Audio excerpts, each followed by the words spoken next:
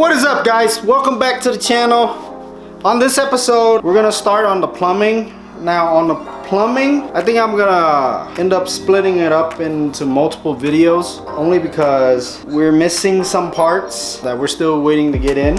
So what does the plumbing consist of? Well, like in the S2000 video, you know, we gotta do the clutch line, the vacuum line, all the coolant lines, and then of course, you know, we gotta do the swirl pot and the overflow, the catch cans, this and that. So without further ado, let's regulate and authenticate.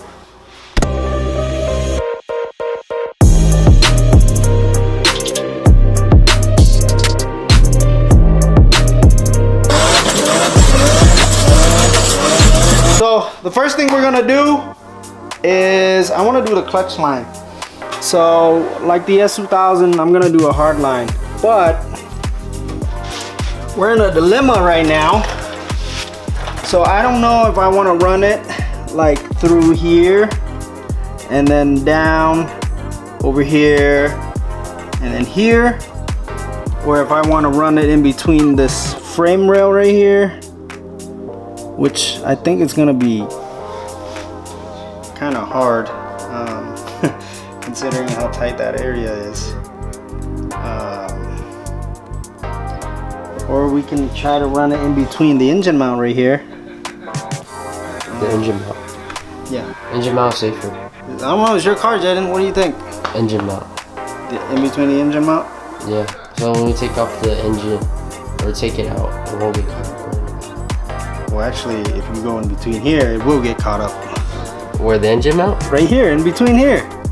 No, I thought you were talking about in right here, dude. So I think temporarily, what we can do is we can run it in between here, and then if we ever do have to pull the motor out, I'll remove this bracket, and then I can always kind of just bend it a little bit and then have it sit right behind here. Why don't you just do two brackets connecting to each other? That'll be easier. Two brackets connecting to each other. A two-part line. No, it's not that long, dude. You're doing too much, bro. Or whatever is easier for you. All right, so let's get to it. Okay, so I measured about 45 inches of line is what we need.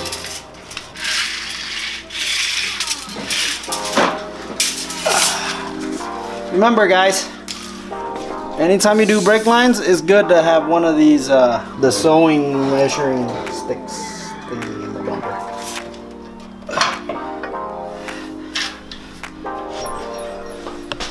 Okay, guys, so I just went ahead and removed that mount. I think it'll be a lot easier for me to do. You want me to start taping all this up? Yeah. So I got the first bends in. I wanted to follow this little slope right here. I know I'm making it much harder than it should be. But it's the name of the game, guys.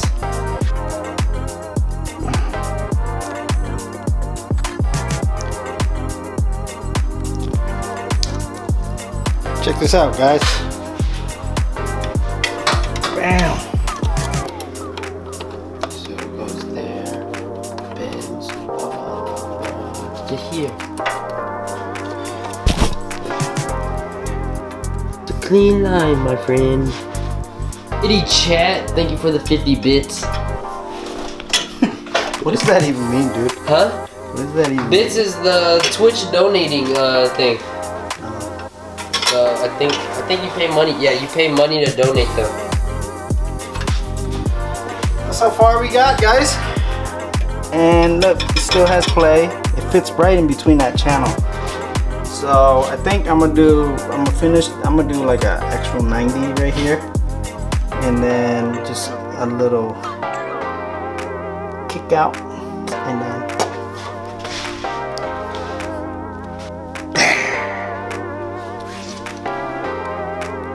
perfect.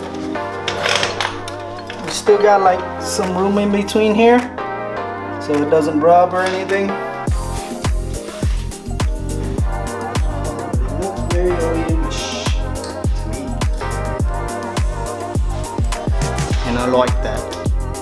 Okay, so now Jaden's job is to take off that tape so we can put the mount back on and bolt the engine back up.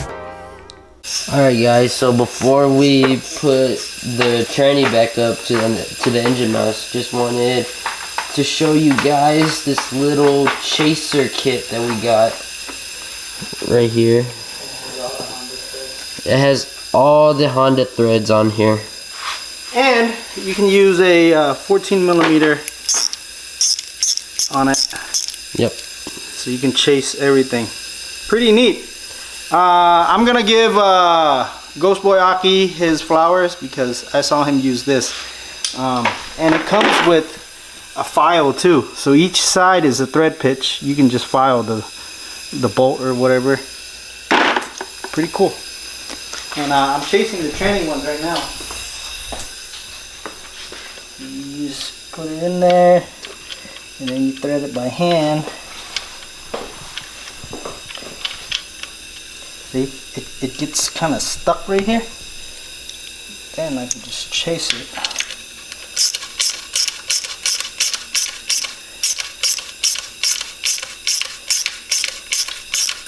Keep this, guys. After you chase it, just blow it out.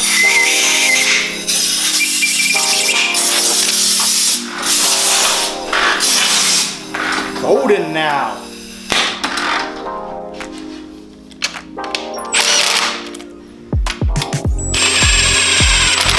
The next order of business that we gotta do is I want to do the lower radiator line and made it up to this K-tuned thermostat housing. Alright guys, I got the first line made, so now we're gonna crimp the second side.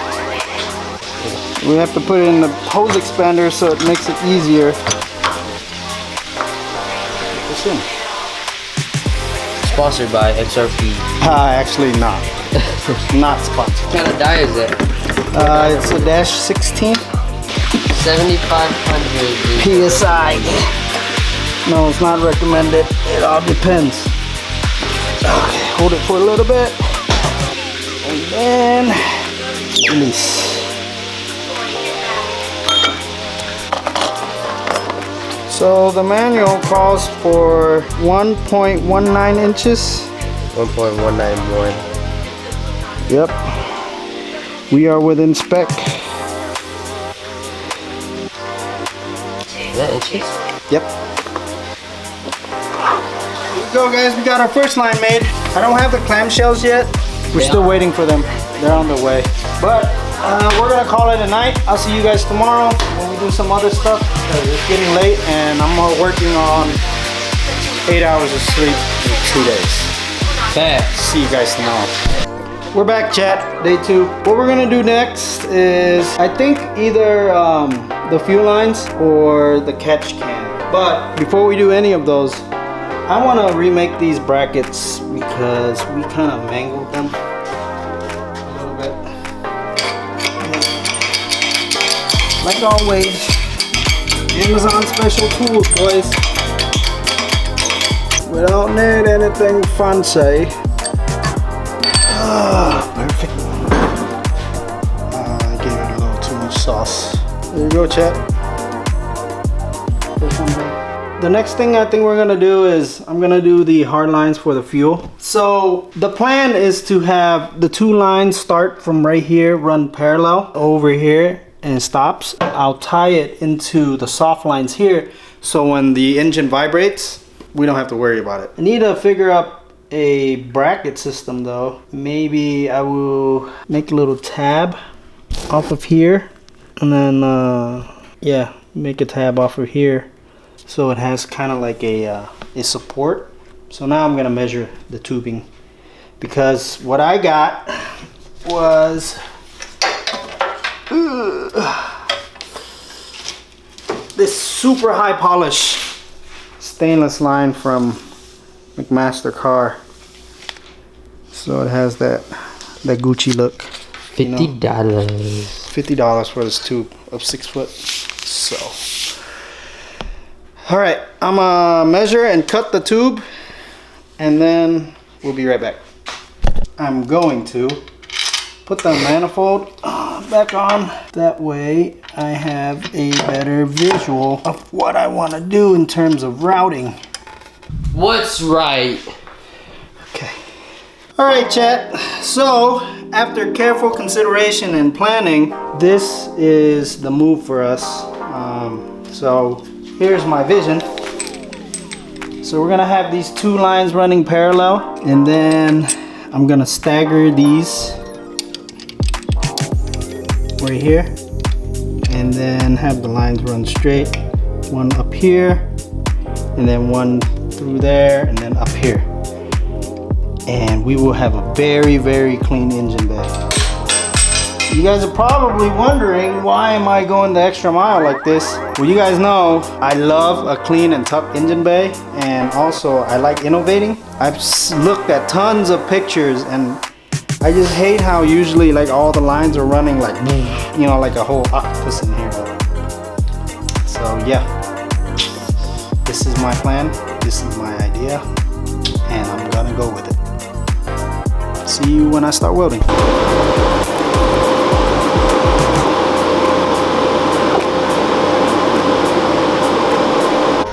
Here you go, chat. Look at that. Your boy made it. Golden. Wow. All right, now I just need to let this cool down a little bit, and then we'll crimp the lines. Cool, chat. Look at that. We're done. Just gotta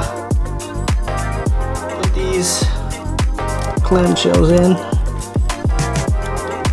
and we'll be golden.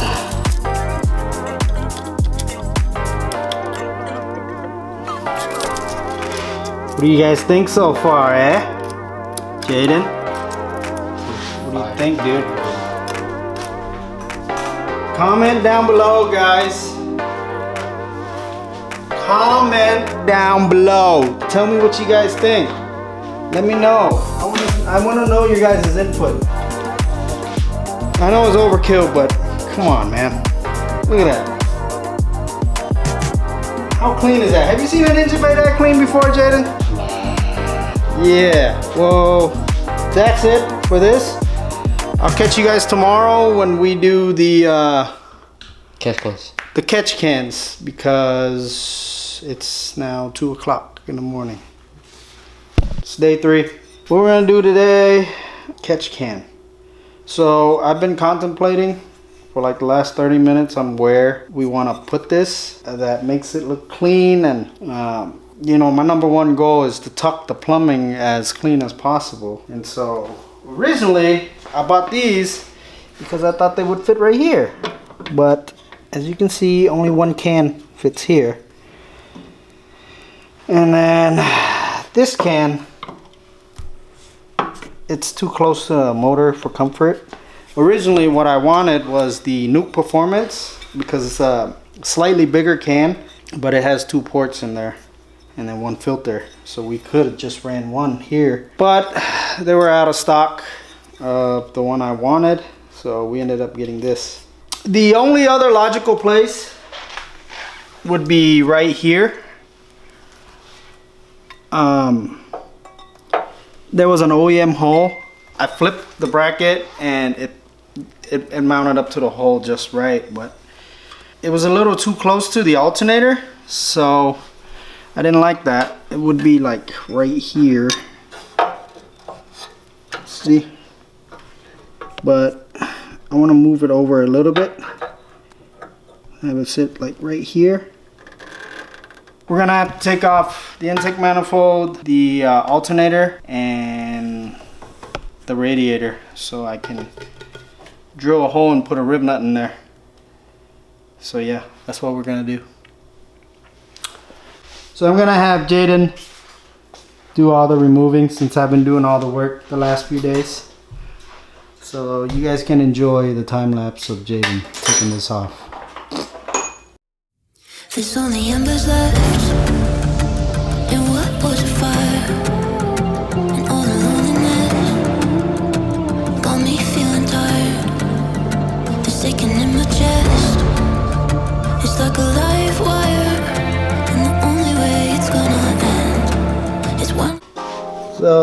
essentially this is how it's gonna go right here, and we'll be able to drain it. I'll do like I'll add like the petcocks right here and then kind of mount it to the bottom right here, so whenever Jaden needs to drain it, he can just drain it. Alright guys, so I got the first hole marked right here. This was the OEM hole I was talking about. Would have been nice, but it was too close. So we're gonna put one right here. Look at this bad boy.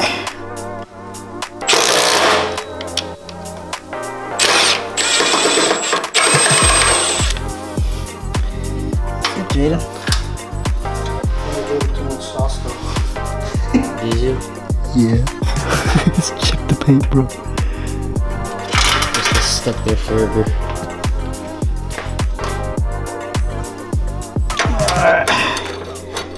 We got all of our bolts drilled and everything is in and fits beautifully.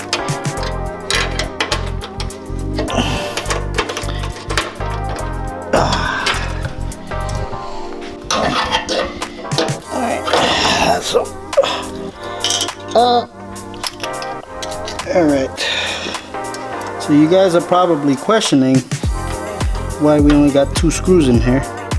Can you explain to them, Jaden? We wanted the what was it called? What kind of screws are they? Countersink. So the original this bracket, you're supposed to flip it the other way, so you don't see this flange right here, and then they countersinked the bolt holes because they come with countersinks.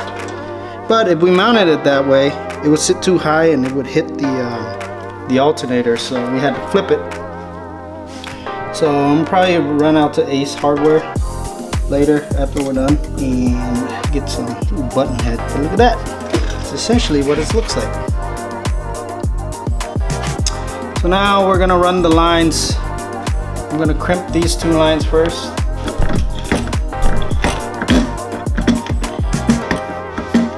Who's your daddy? What is it? And what does he do? Look at that. He's 16. Damn, boy. Like bounce. So I'm gonna have it go like this. In between. Loop. That's right, guys. We only have 1 line. Yeah, I don't know if we have enough to make the other side. That looks like it's pretty damn long. Should do the other side first then. This is longer. So you just sit like that. You need to slap the intake manifold back on real quick.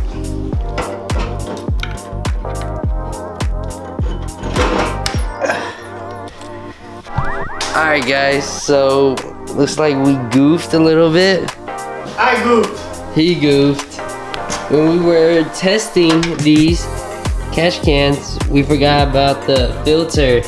So now when we put on the alternator and the intake, look at that. No type of clearance right here for the filter. That goes in. Now he's just sitting here contemplating. I think there's a fitting that we can do like a 90-degree down into a barb and then put. Is there a space to put it in? So chat, this is the idea. So I'm gonna order some 90-degree, or actually I'm probably do 120-degree. That way it sits like this, so it doesn't hit anything. For the top, and then I'm gonna find like a 45-degree for the filters, and then we'll have the filters sit kind of slanted like that, and that should be kosher. So with that being said, I'm not gonna sit around and wait until those parts come in, so we're gonna close out this video. So I'll see you guys on part 2 when we do that, and then we'll be doing the coolant hose, the heater hose, along with the swirl pipe and the top of the radiator. So yeah, with that being said, that's it. Peace out. I love you guys. Remember, comment down below. You know, let me know how you guys feel about the build so far. I'm loving it personally. So, oh yeah, and also let me know what you guys think of the fuel lines. I love the way they look, to be honest. Like that's, I'm very happy. I'm very proud of myself on that. So yeah, let me know, and I'll catch you guys on part 2. It might be the next video, or I think what I'm gonna do is get started on the electrical, and then when all that stuff comes in, we'll do the part 2 of the plumbing. Peace out. Remember to regulate and authenticate. I love you guys. Peace.